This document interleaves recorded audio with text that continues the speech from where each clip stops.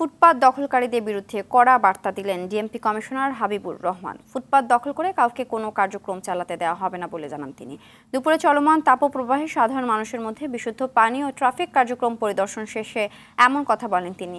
সাধারণ মানুষের মধ্যে বিশুদ্ধ পানি সরবরাহে ডিএমপির চলমান কার্যক্রম অব্যাহত থাকবে জানিয়ে তিনি বলেন, শারীরিক সুস্থতা ধরে রাখার জন্য ট্রাফিক পুলিশদেরও নানা রকম নির্দেশনা দেওয়া হয়েছে।